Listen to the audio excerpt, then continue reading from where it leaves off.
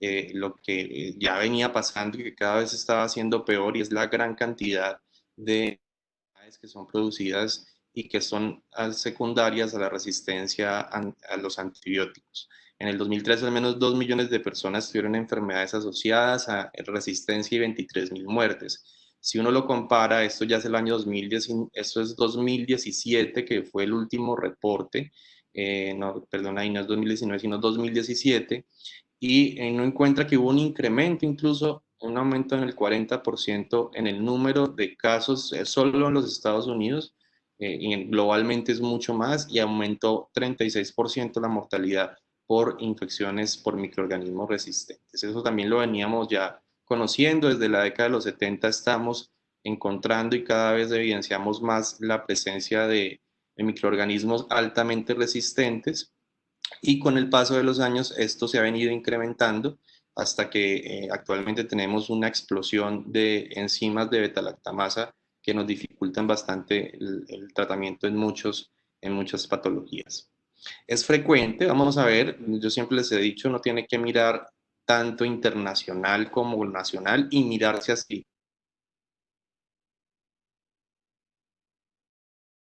La resistencia a nivel Colombia, generalmente no, pues no hay una institución que, o como un programa de seguimiento activo a las tasas de resistencia, pero al menos tenemos redes formadas por muchos profesionales, por ejemplo, esta red de vigilancia GREO, que tiene una base principalmente en Bogotá, pero tiene otros hospitales a nivel nacional y que nos determina los niveles de resistencia bacteriana en diferentes escenarios clínicos y con el paso de los años. Mira, estos son los reportes de los años 2015-2017 de la presencia de Staphylococcus aureus con resistencia a la meticilina.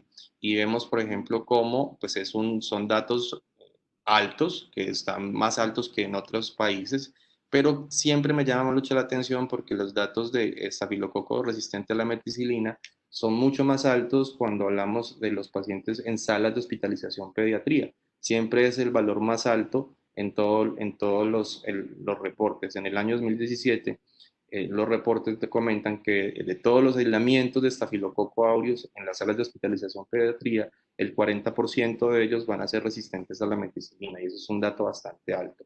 También nos da las tasas de resistencia en otros microorganismos. Les traigo principalmente estos para que vean. Enterobacter es una bacteria que generalmente es muy productora de AMC, y esta bacteria tiene una alta tasa de resistencia a cefalosporinas de tercera generación, como nos mostró el último informe, este es el año 2017, de la red GREO, y las tasas pues están por encima del 20% en la mayoría. La única es Ucineo, que tiene el 14.3%.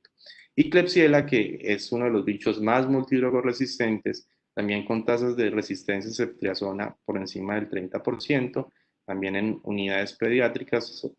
La que menos tiene tasa de resistencia es las UCI neonatales, y probablemente pues estas resistencias ceftriaxonas porque tienen producción de beta-lactamasa de espectro extendido.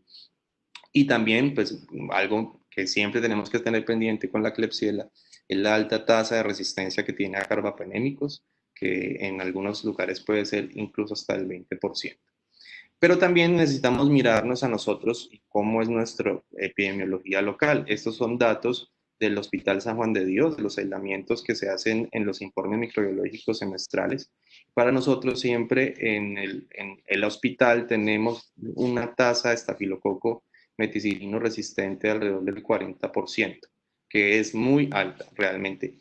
Tenemos puntos buenos, por ejemplo, en el hospital hace un año y medio no hemos tenido ningún estafilococo con sensibilidad intermedia a glicopéptido, un VISA.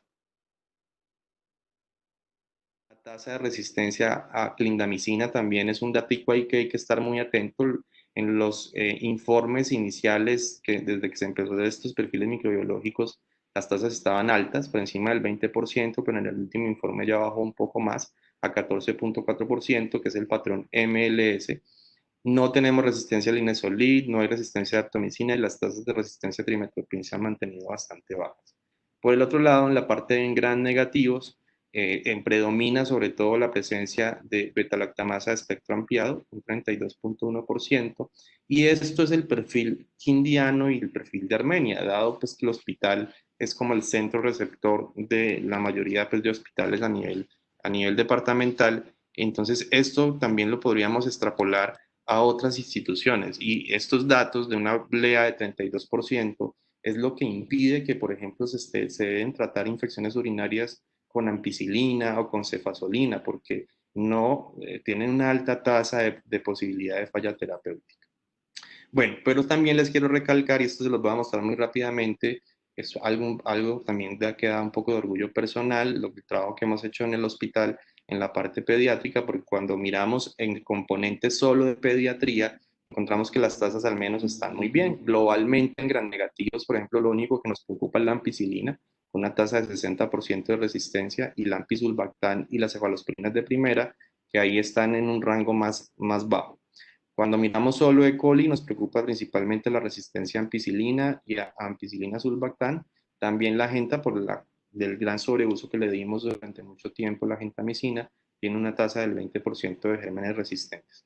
Pero algo muy bueno para el hospital es que, por ejemplo, las tasas de Klebsiella, que es un microorganismo altamente resistente, son completamente contrarias a lo que encontramos en adultos. En adultos estas tasas son muy feas, son lo tenemos bastante controlado, con unos niveles bastante aceptables de resistencia en Klebsiella. Proteus generalmente es muy sensible, eso es un muy buen dato. En gran positivos, en pediatría, pues también tenemos un porcentaje entre el 26 y el 30% de estafilococo meticilino resistente. No tenemos resistencia a clindamicina en los aislamientos de estafilococo, y por eso sí, seguimos impulsando la terapia empírica con clinda para pacientes con infecciones por estafilococo aureus. Bueno, ahora, ¿qué impacto genera la resistencia a nivel mundial? Pues realmente es un impacto grande. Se calcula que hay en alrededor de 20 billones de dólares de sobrecostos al año solamente en los Estados Unidos, y alrededor de 700.000 muertes al año son explicadas por los gérmenes resistentes. Y esto va cada vez peor, porque las proyecciones hacia 2050 habla de que probablemente serán 10 millones de muertes cada año, y hasta $1 trillón globalmente el precio que nos va a costar. Pero hay datos que ya son muy alarmantes. El sudeste asiático, el subcontinente indio, tienen altas tasas de resistencia, e incluso en unidades neonatales. En la India cada año mueren 58.000 recién nacidos por infecciones resistentes. También a nivel global tenemos cerca de 490.000 casos de TBC multidrogo resistente, y el problema es que también vamos a verlo en el tiempo, y lo vamos a ver en peor, porque las tasas de resistencia en personas que viajan o que migran son muy altas. Entonces esto es un problema que lo vamos a seguir viendo. Y otro problema es que tenemos una gran brecha en el descubrimiento de nuevos antibióticos. Desde la década de los 90 hasta casi que la mitad del 2000, de los 2010, no habíamos encontrado nuevos antibióticos. Últimamente se han autorizado y han salido nuevos antibióticos que la mayoría no son ni nuevos, son combinaciones de antibióticos que antes no usábamos, y se hizo una combinación a ver cómo iba. Y tenemos pues los últimos como ceftazina y bactam, como ceftalazona, tazobactam, oritabacina y tedizolid. Y hay otros antibióticos que van en desarrollo en estudios fase 2, fase 3, tratando pues de que sean aprobados por FDA o EMA, pero pues nos quedamos sin un arsenal adecuado para el tratamiento de los pacientes. Entonces, esta era como una breboca sobre qué nos espera y cuál es la parte importante de por qué tenemos que hablar de resistencia, pero quiero que desarrollemos los casitos para que lo veamos un poquito más dinámico y como más práctico. Entonces, aquí es cuando yo les pido, porfa, que ingresen pues a la página con este link, o directamente a la página, y luego ingrese el código, o por el chat que también tiene el link ya ingresado. Bueno, entonces vamos a ver este primer paciente de 8 añitos que tiene antecedente de faringoamigdalitis a repetición con alergia a la amoxicilina, esas alergias que todos los días nos salen en el consultorio, que muchas veces tal vez no es una alergia, sino una erupción viral que coincidió con la administración del antibiótico, pero pues a veces es complicado definir si sí o si no. Consulta por un cuadro de 3 días de fiebre, o sea, otro episodio nuevo con temperatura febril, exudados amigdalinos y se observan pues estos exudados a nivel de las amígdalas. Se le tomó una prueba rápida con una prueba rápida positiva para streptococo del grupo A y se decidió, en ese caso por el pediatra, se decidió iniciarle acitromicina por 5 días. No hubo buena respuesta, la paciente siguió sintomática y entonces se le hicieron estudios para etiología viral con serologías negativas para Epstein-Barr, citomegalovirus y toxoplasma. Entonces, como un vuelve y consulta, deciden tomarle un cultivo de orofaringio para streptococo y crece el streptococo, este streptococo piógenes. ¿Qué harían ustedes en este caso? Bueno, iniciarían ceftriaxona, iniciarían vancomicina, estudiarían la causa viral o doblan la dosis de acitromicina. Tengan ahí las respuestas, decían la respuesta porque vamos a ir a pasar a la aplicación para que empecemos a responder el cuestionario.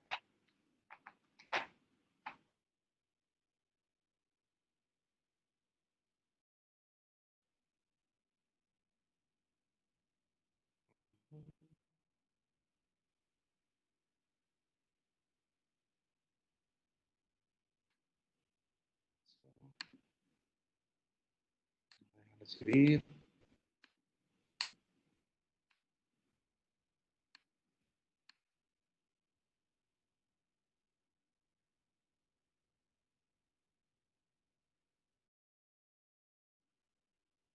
Ha recibido una refrescamiento.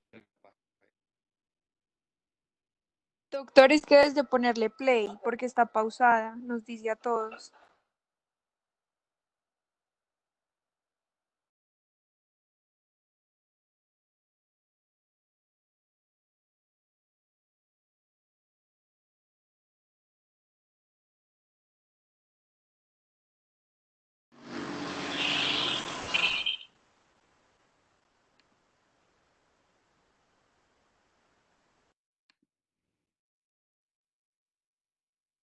Ahí están viendo.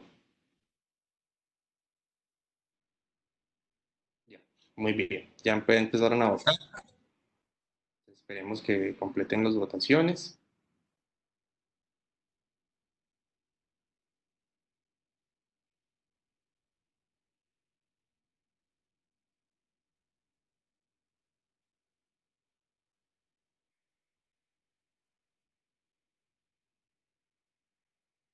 Hay mucha gente conectada, pero no están votando. La idea es que votemos pues, rápido para poder.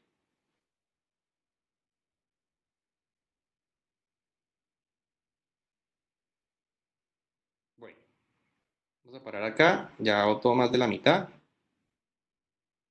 Ahí ya va a terminar de votar. La mayoría refirió que iniciaría ceftriaxona. Muy bien. Bueno, entonces vamos a ver qué es lo que está pasando en este caso. En este caso vamos a hablar de lo que es el estreptococo resistente a macrólidos.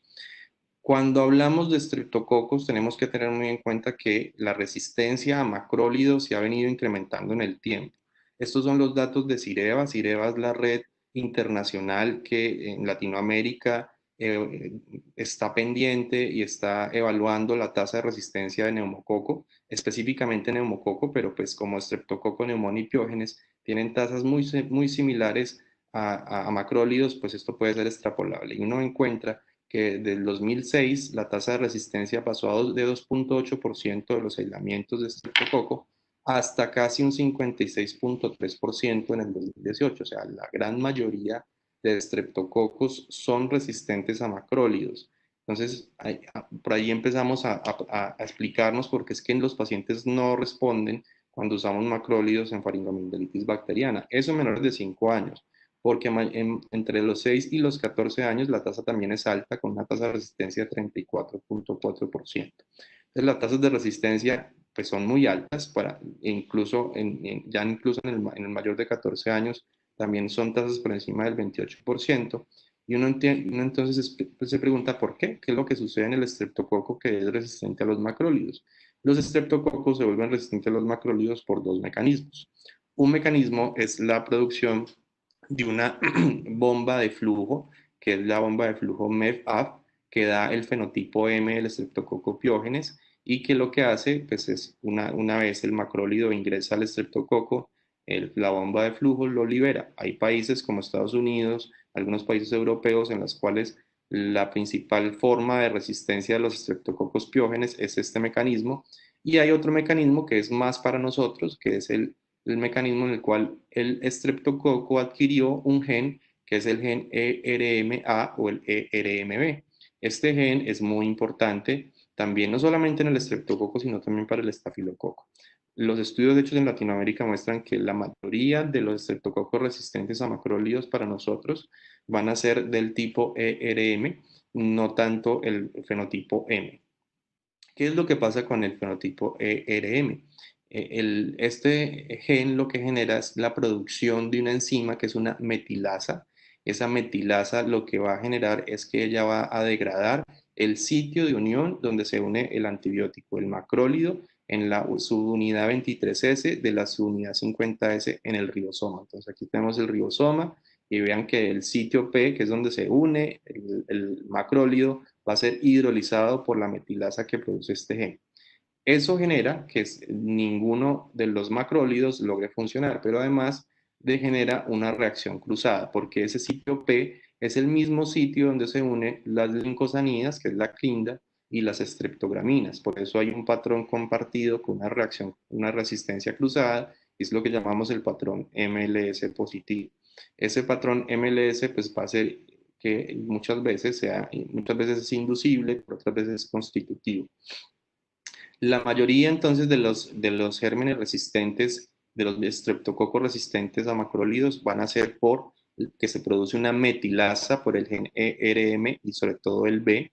El principal fenotipo que vamos a ver es el fenotipo constituido, perdón, en el cual ya vamos a ver tanto la eritromicina como la clindamicina resistentes, pero también puede haber un fenotipo inducible, y eso ocurre cuando vemos la clindamicina sensible pero la eritromicina es resistente al antibiograma. Entonces, esto siempre nos debe hacer llamar la atención cuando veamos una eritromicina resistente, porque probablemente tiene un fenotipo de MLS inducible y tendríamos que confirmarlo con el DITES.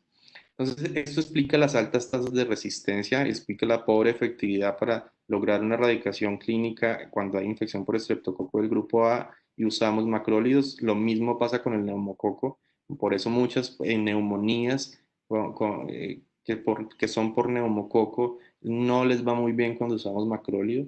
Y sumado que además los macrólidos son altamente bacteriostáticos y no erradican por completo la bacteria.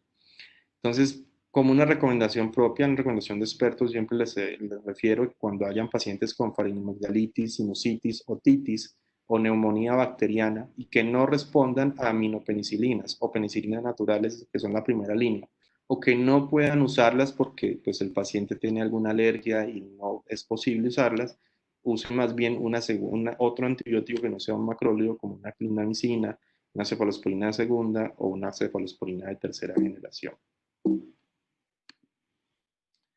Bueno, entonces, ¿cuál era la respuesta? Pues muy bien, había que iniciar ceftriaxona. Claramente esto no va a ser una ceftriaxona sola, va a ser una dosis única para intentar lograr erradicar la infección. Vamos con el siguiente caso. Esta es una pacientica que llegó por un cuadro de dolor en la cadera. Esto no es cadera, esto es rodilla. Y él presentó un trauma incidental hace una semana jugando fútbol. Ingresó en un franco choque séptico, tiene la articulación bloqueada y requirió trasladarla a la UCI. El diagnóstico de trabajo fue un choque séptico con una sospecha de infección osteoarticular y una artritis séptica. En ese momento, como pues estaba en malas condiciones, se inició un esquema de 3 antibióticos con vancomicina, con cefazolina y con clindamicina. Bueno, quiero preguntarles con respecto a este esquema de manejo, ¿qué piensan? ¿Hay que continuarlo igual y completar la terapia mínimo 5 días con los 3 antibióticos? ¿Es adecuado por la alta tasa de estafilococo meticilino sensible? ¿Es adecuado por la alta tasa de meticilino resistente o es completamente inadecuado usar 3 antibióticos?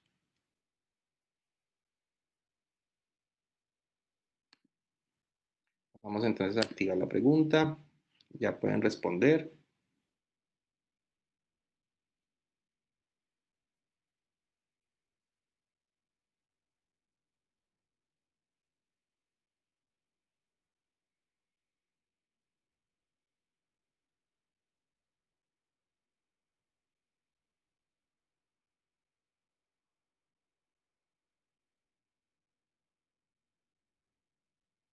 Bueno, vamos a parar aquí. Entonces, la gran mayoría considera que el esquema de 3 antibióticos es completamente inadecuado y algunos consideran que es adecuado por la alta tasa de estafilococo meticilino resistente y la minoría piensan que es adecuado por la alta tasa de estafilococo meticilino sensible.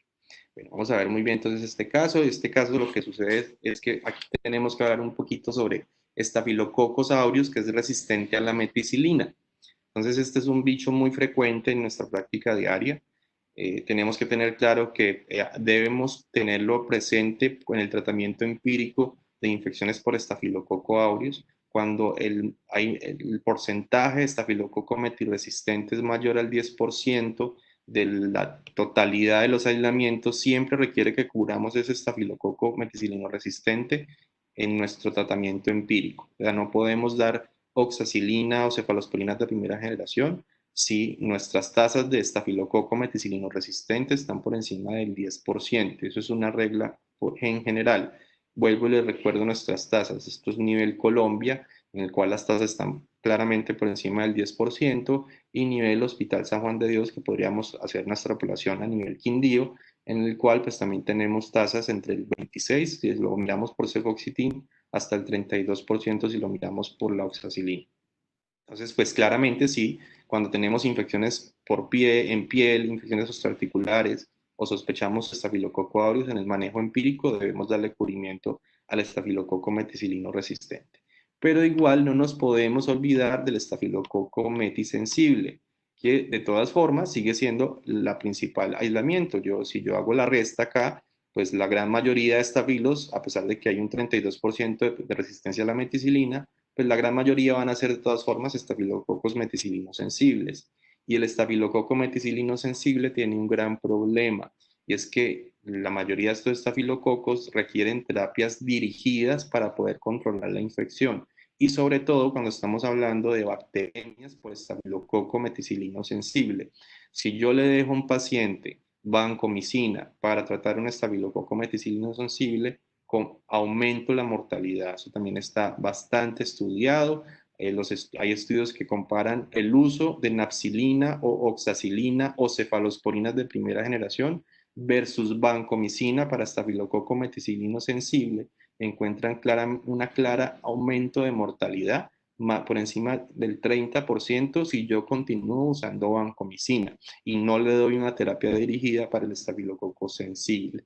Entonces es claro que cuando un paciente es crítico, yo debo aportarle cubrimiento a estafilococo meticilino sensible. Si no lo cubro, si finalmente el bicho, que la mayor probabilidad es que fuera un sensible, sale pues como un estafilo sensible, pues ya voy mal porque probablemente ese paciente disminuye la posibilidad de sobrevivir. E incluso si yo hago un cambio, empecé con banco y cambié cuando llegó el bicho y llegó tipificado, y cambié a napsilina, oxacilina o cefalosporina de primera generación, pues voy a tener también 69% menos mortalidad a 30 días con el grupo de oxacilina y cefalosporina de primera generación. Entonces, cuando el paciente está en muy malas condiciones, yo no puedo correr riesgos. El paciente, pues tengo poco tiempo para lograr controlar su infección, y si yo no lo hago, pues el paciente puede fallecer incluso en 24 o 48 horas. Entonces, donde no puedo correr riesgos, debemos usar un esquema de 3 antibióticos. ¿Por qué 3 antibióticos? Entonces, aquí les explico. La vancomicina aporta el cubrimiento tanto al sensible como al resistente. Ya sabemos que no es lo ideal para el sensible, pero además es un antibiótico que es altamente hidrofílico. Tiene bajo volumen de distribución y cubre muy bien las infecciones en sangre, como la bacteriemia. Cubre también la infección en tejido, pero se demora.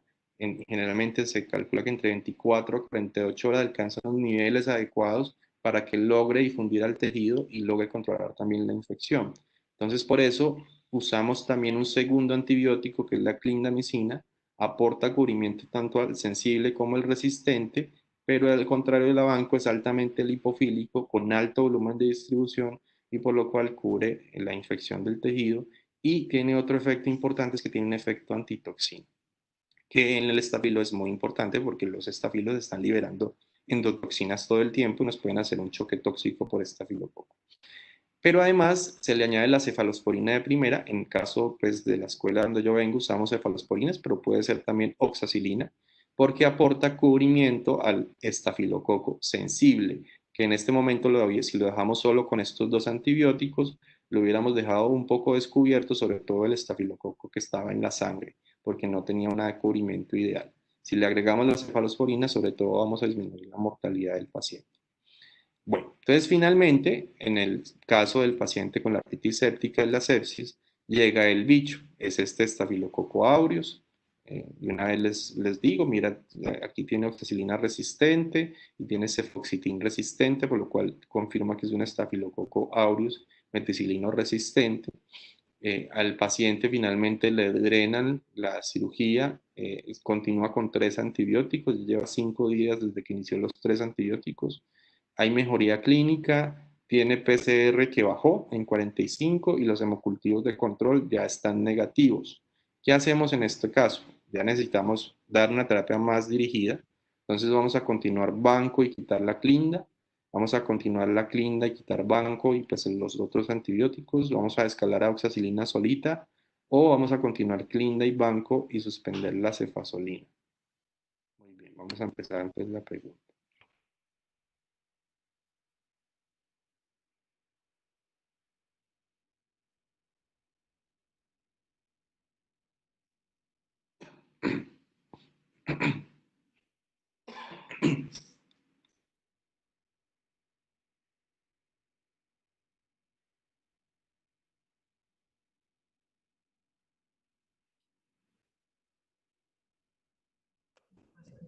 Como la gente se va dejando llevar por el que va ganando, ¿no?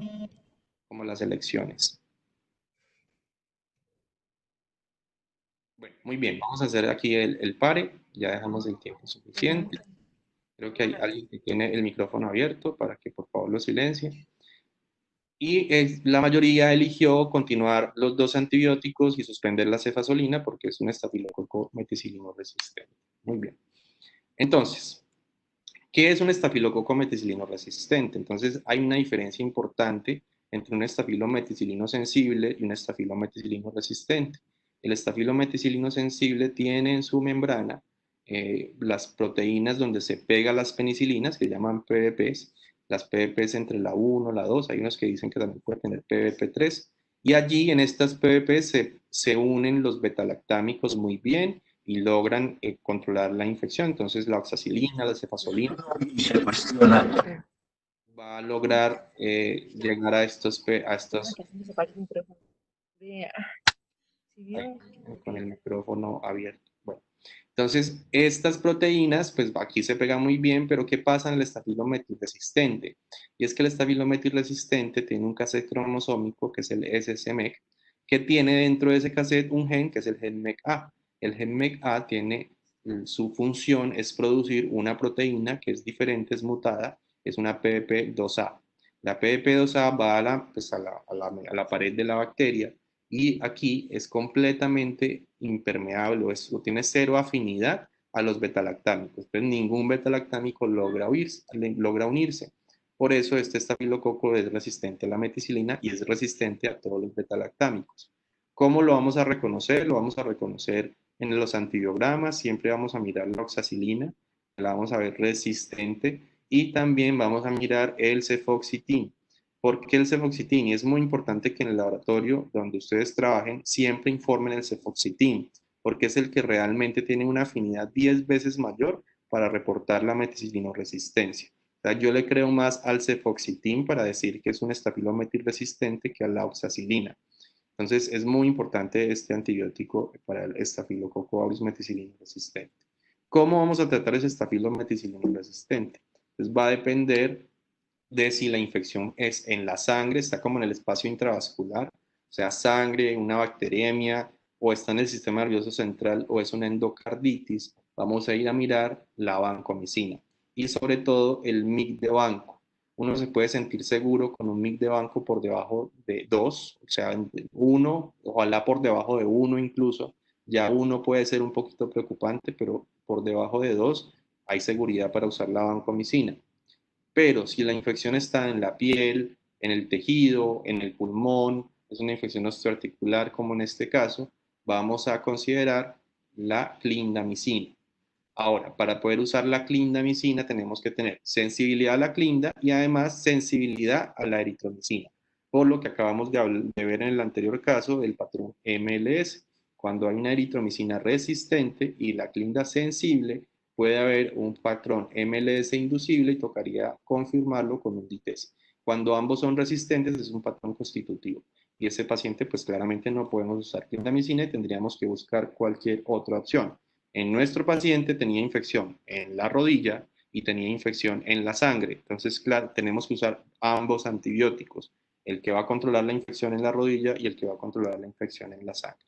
Cuando tenemos pacientes que tienen estafilococo meticilino resistente, pues tenemos todas estas opciones. Todos estos son antibióticos antiestafilococo meticilino resistente, pero tenemos que tomar decisiones y saber cuál vamos a usar, principalmente por las características de la infección y las características de los antibióticos. Por ejemplo, si yo necesito un antibiótico que tenga un bajo volumen de distribución, o sea, que controle una infección sobre todo vascular, voy a requerir usar banco, dapto, ceftaroline, tigecyclina, pero si por el contrario yo necesito un antibiótico que me controle una infección que está en el tejido, o sea, un antibiótico altamente lipofílico y con buen volumen de distribución, pues las opciones ideales serían ariclinda, linezolid, tetraciclinas o trimethoprim-sulfa.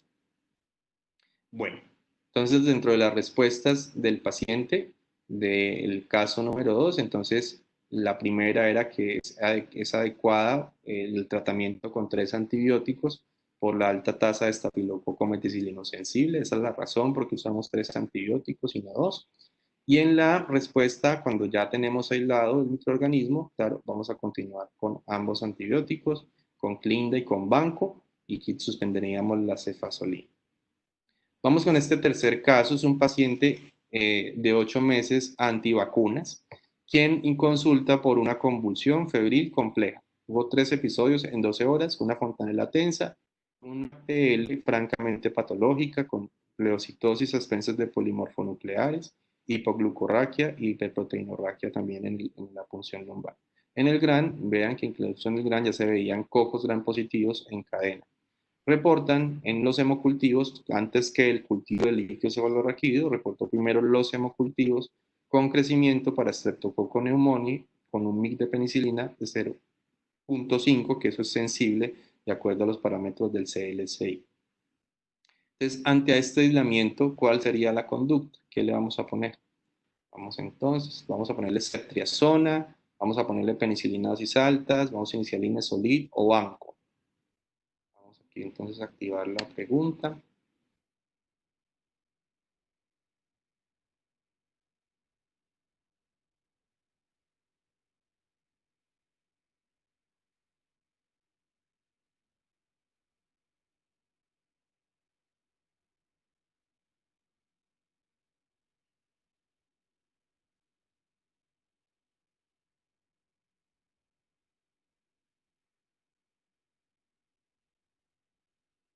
Muy bien, bueno, ya yo lo que dijimos aquí, ya votó más de la mitad.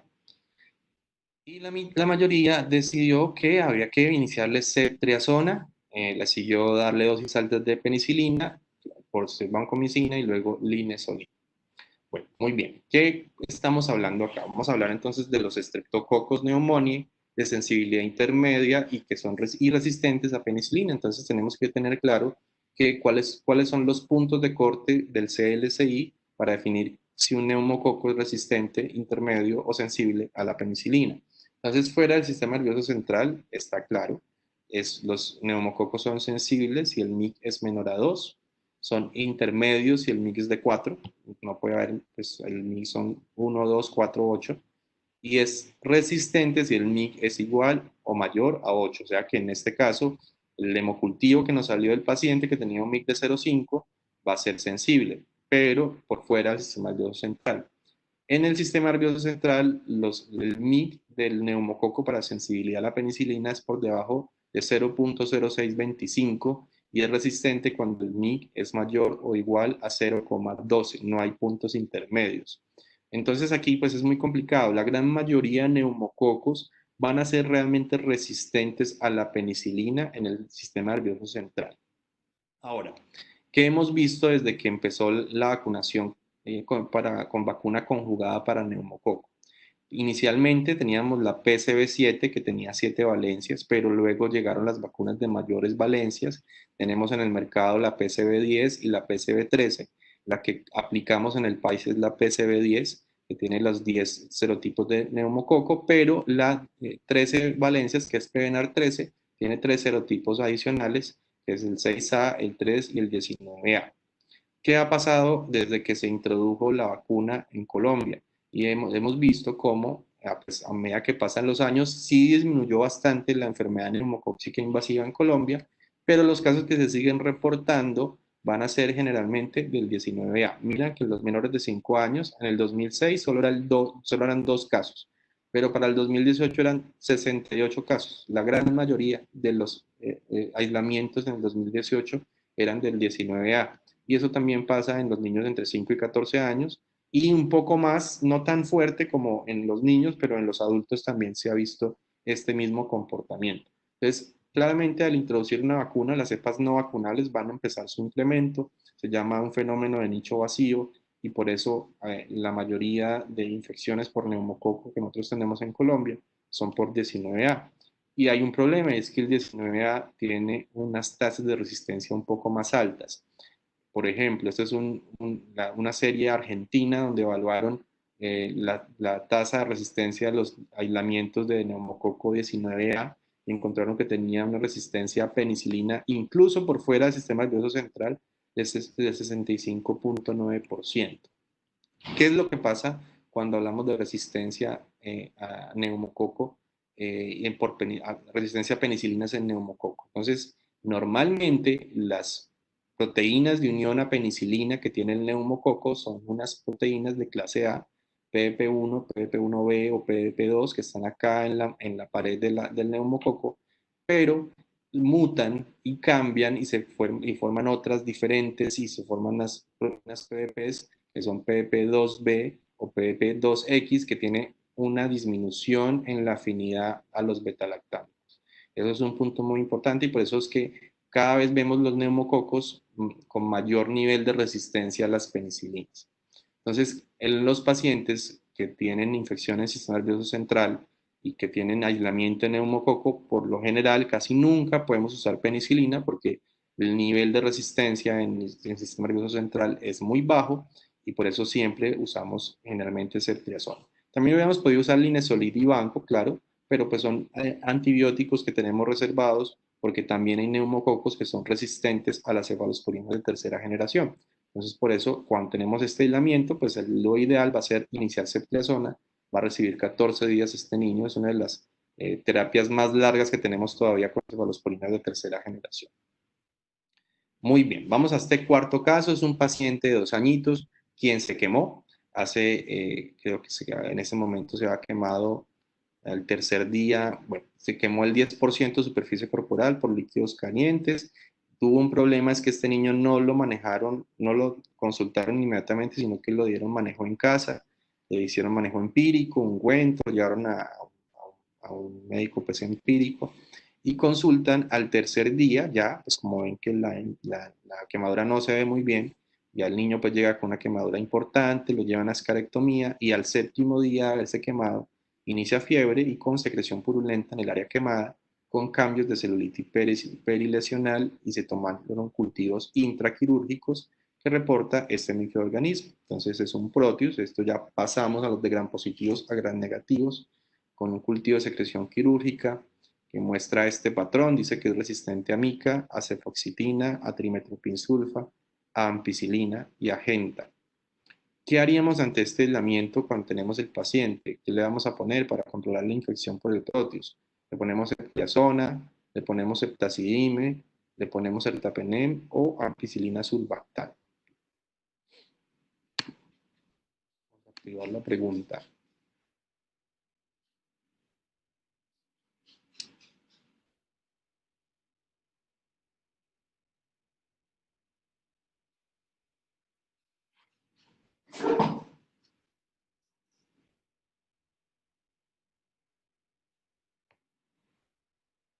Entonces vamos a votar para poder hacerlo más dinámico. Vamos ya aquí a parar. Ya hay más de la mitad que han votado.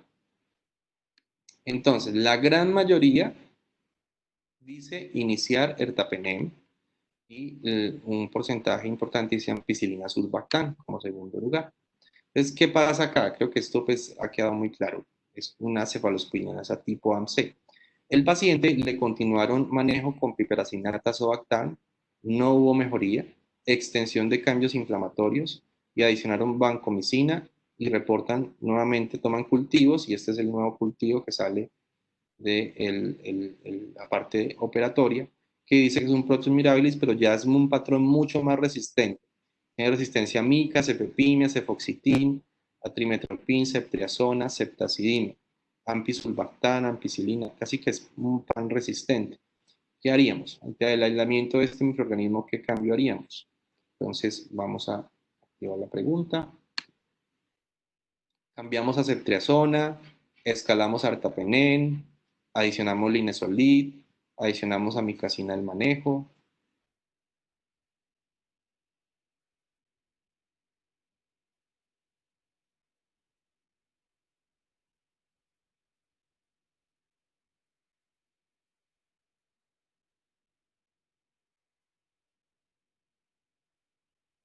Muy bien. La gran mayoría, creo que aquí está mucho más claro, va a escoger iniciarle ertapenem a este paciente. Bueno, ¿qué está sucediendo acá? Este paciente, pues es uno de los patrones, yo creo que uno de los más complicados porque toca estar muy atento a los perfiles de resistencia que son los de los microorganismos, que son los gérmenes productores de AMC. ¿Qué vamos a hacer con los AMC? ¿Cómo los vamos a reconocer? Lo primero que tenemos que tener en cuenta los AMC es la especie de la bacteria. En este caso es un Proteus. Pero entonces tenemos que tener esta sigla muy en la cabeza. Antes la llamábamos AMCES, nos complicaron un poquito la sigla porque le metieron el año pasado la H y la K al final, pero generalmente es A de Aeromonas Cinetobacter, M de Morganella, P de Providencia, Proteus y Pseudomonas, la C de Citrobacter, la E de Enterobacter, S de Serratia, la H es Hafnia y la K es Klebsiella aerogenes. Estos microorganismos son productores tanto cromosómicos, o sea, tienen en sus genes la producible producción de AMC, o inducibles si adquieren un plásmido de otra bacteria.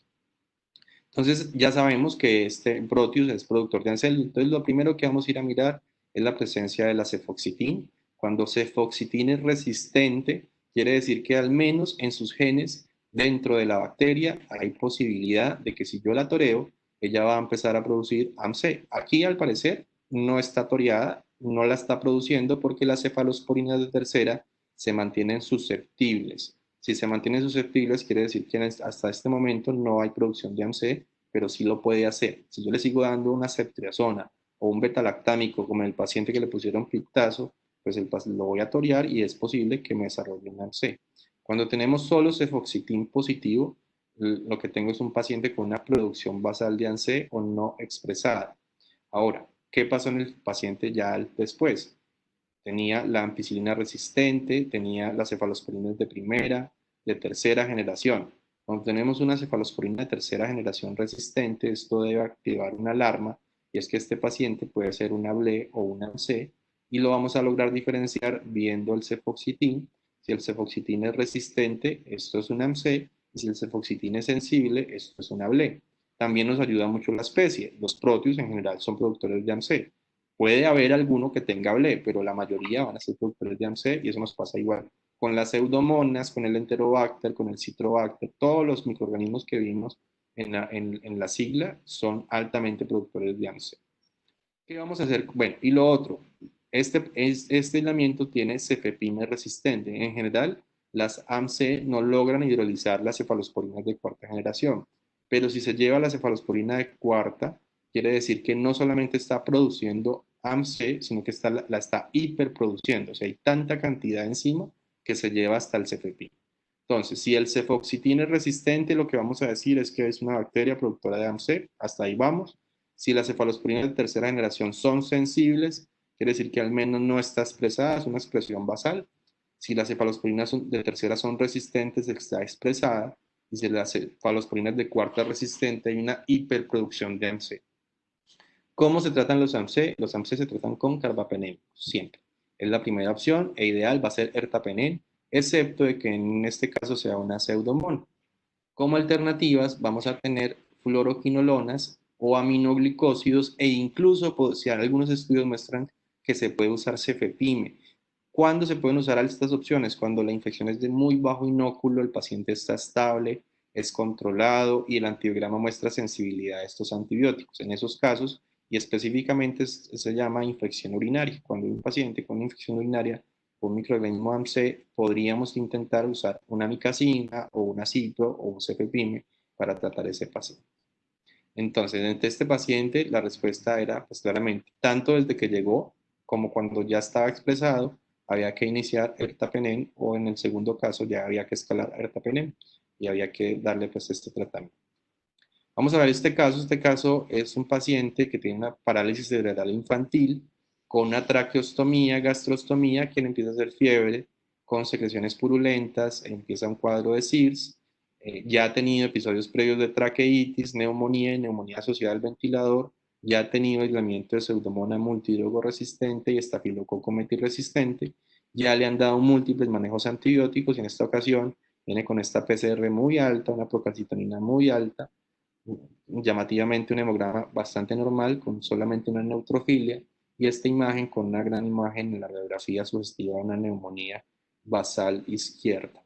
Le inician meropen en linezolid, sobre todo por los aislamientos previos que había tenido, pero sin embargo el paciente no responde bien, a pesar del mero y linezolid, que son antibióticos ya muy amplio espectro, persiste febril, sigue crítico, sigue ventilado, empeora radiológicamente, la PCR no mejora, se toma un TAC buscando a ver si hay algo que drenar y no se encuentra nada.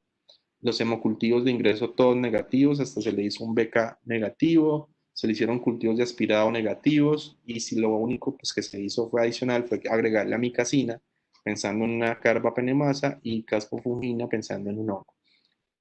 Finalmente se le repiten cultivos, pero en este caso un lavado broncoalveolar que se le hizo, y el reporte a las 12 horas por Malditov, que es una metodología que no nos va a decir el antibiograma, pero al menos sí la especie, nos reporta que le va creciendo en los cultivos del lavado una Stenotropomona maltófila. Entonces, ¿qué hacemos con este bicho? Le iniciamos trimetoprim, le iniciamos septacimia y bactam, le iniciamos fosfomicina, le hacemos terapia con doble carbapenémico como ertapenem o ertapenem más meropenem. ¿Qué piensa?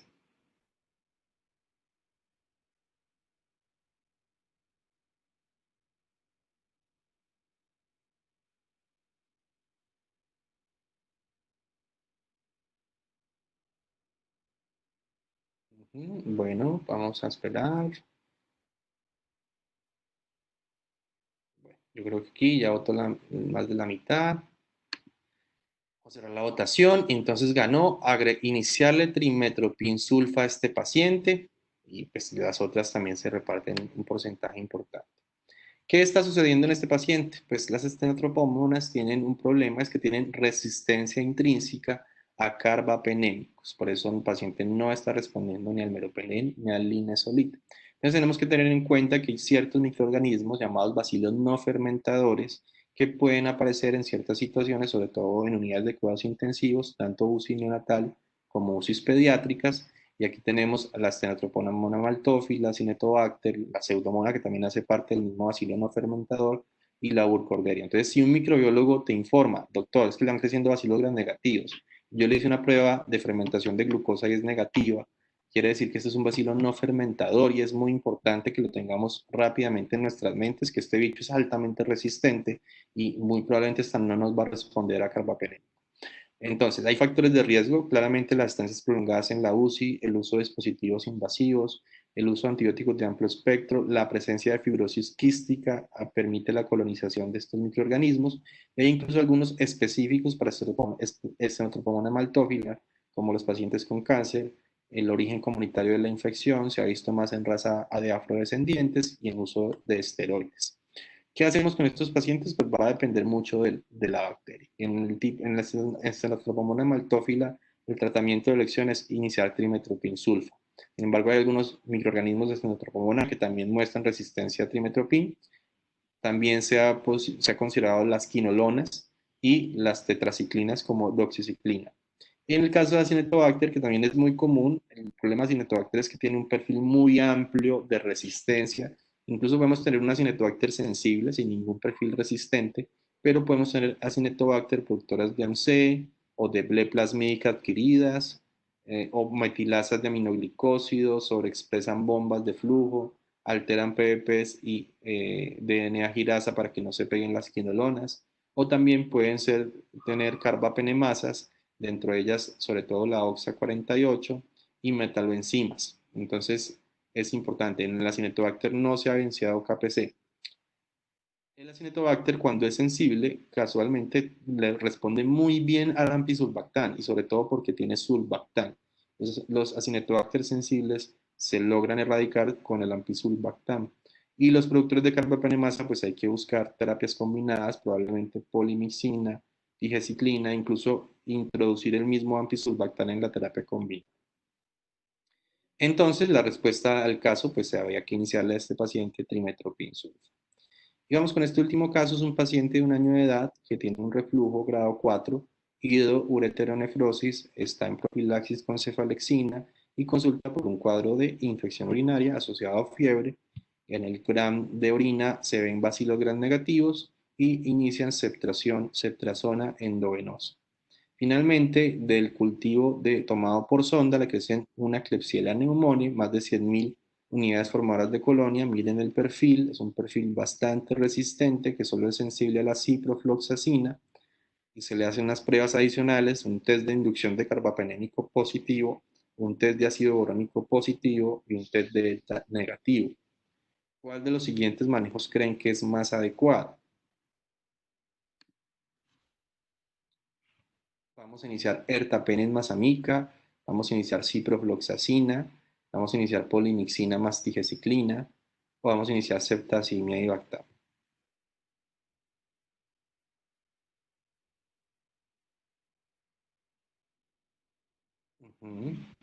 Todo está muy parejo.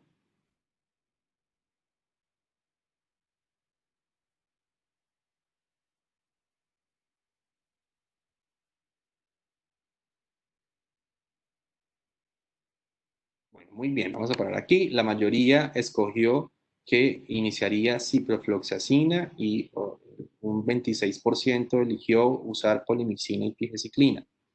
Muy bien. ¿Qué está sucediendo en este paciente? Es que este paciente es un perfil de esos pacientes que son un gran negativo, que es productor de una beta-lactamasa, que es la peor de todas, que es la carbapenemasa, se lleva la mayoría de beta-lactámicos. Cuando hablemos de carbapenemasas, no está bien decir es una KPC, porque la KPC es una de las muchas carbapenemasas que existen. Uno tiene que llegar a definir qué tipo de carbapenemasa es. Y es un problema que vamos a seguir viendo y que cada vez lo vamos a ver más constante. Vieron en los adultos, empezó muy pequeñito y ya luego se difundió y ahora es un problema grandísimo en adultos y también nos va a pasar en pediatría. Estas son las series de seguimiento de la red de laboratorios americanos guiadas por el CDC, donde evaluaron cómo fue el seguimiento de los pacientes con enterobacterias resistentes a carbapenémicos. Miren que en el año 2000 no existía ninguna enterobacteria resistente a carbapenémicos y finalmente al 2012 ya tenían el 5% del enterobacter era resistente a carbapenémicos. Eso mismo pasa en Pseudomonas. En Pseudomonas ha pasado de 9.4% a 20%. Eso mismo pasa en Acinetobacter, que pasó de 0.6% casi inexistente al último dato de un 6.1% de resistencia a carbapenémicos en Estados Unidos, con un pico máximo en el 2008 que alcanzó 12.7% de resistencia de carbapenémicos. Esto solo es pediatría, esto no es pacientes adultos. Además, también hay datos muy, muy preocupantes ya en UCIs neonatales ya actuales. Por ejemplo, esto es un estudio descriptivo de la sepsis neonatal en varias unidades de Delhi, en la India, y ellos encontraron una muy alta tasa de multidrogoresistencia. Los gérmenes, cuando detectaron Klebsiella, el 50 casos, el 70% eran resistentes a carbapenémicos, Acinetobacter el 91% era resistente a carbapenémicos, E. coli el 34% era resistente a carbapenémicos, o sea que estos pacientes recién nacidos ya iban de entrada con polimixina, fosfomicina, tigeciclina, muy complicado un panorama así en un país pues que es de bajos ingresos, pues de ingresos medios, pero muy parecido también a nosotros, que si nos descuidamos podemos llegar a un nivel como esto. Entonces las carbapenemasas pues son enzimas que son betalactamasas que degradan los betalactámicos, pero son muchas y se dividen dependiendo sobre todo de cómo están formadas. Hay unas que tienen un núcleo de serina, que son las más frecuentes afortunadamente para nosotros y son de clase A. Allí tenemos principalmente la KPC, que es la Klebsiella pneumoniae, pero también está la GES2 o la SME. También está la del núcleo de serina, pero que son de la clase D, que son las tipo OXA, que es principalmente Acinetobacter baumannii. Y están las que tienen núcleo metálico, que se llaman metaloenzimas, que aquí está la New Delhi metalobeta-lactamasa, la GIN1, la BIN, que también es muy extendida, y son principalmente Pseudomonas, Acinetobacter, pero también algunas enterobacteráceas pueden presentar metaloenzimas.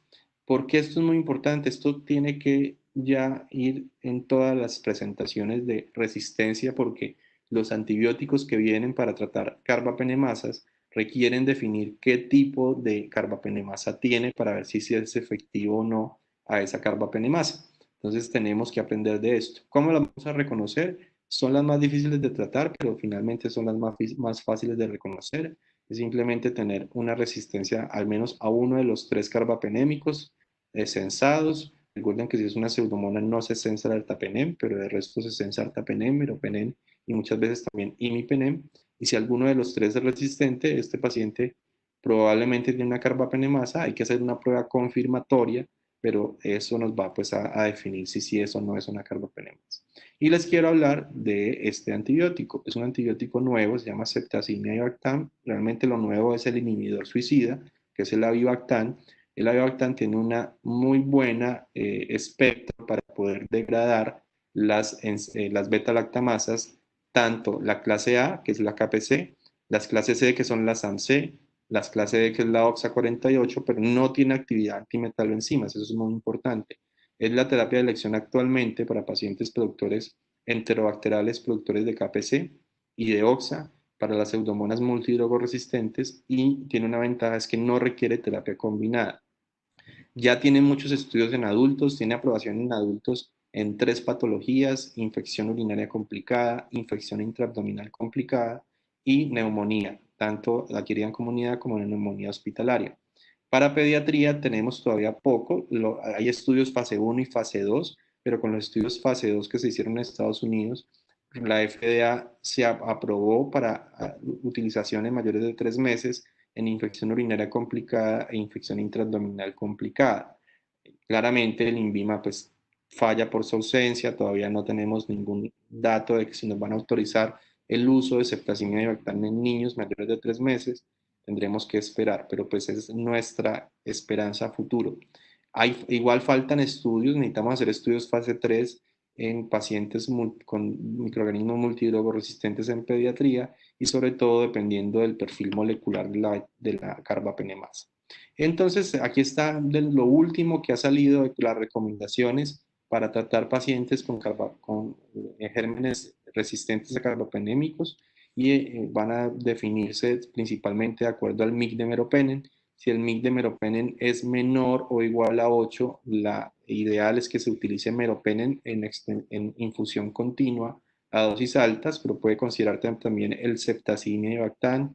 Meropenem barbobactam es otro antibiótico, ceftolazona tazobactam, o si el meropenem es mayor a 8, pues también las mismas combinaciones, acompañándola en terapia combinada con un aminoglicósido, una polimixina, fosfomicina, tigeciclina o una quinolona, dependiendo sobre todo de la bacteria.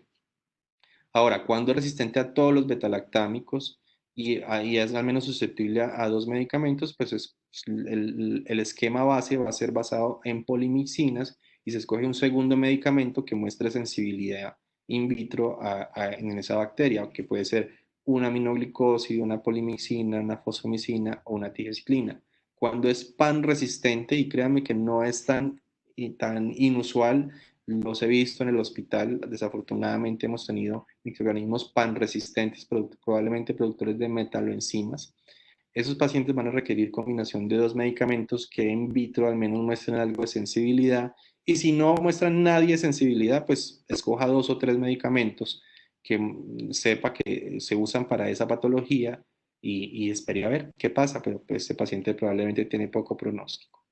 Bueno, muchas gracias por la atención, por estar ahí atentos. Les dejo el correo por si alguien necesita alguna bibliografía, tanto de la charla de ayer como la de hoy, o quiere hacer alguna anotación adicional, y pues quedo atento a sus preguntas.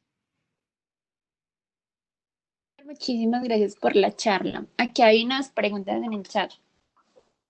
La primera es, con las opciones limitadas que tenemos actualmente de metaloenzimas, ¿recomendaría la combinación de ceftazime avibactam más astreonam?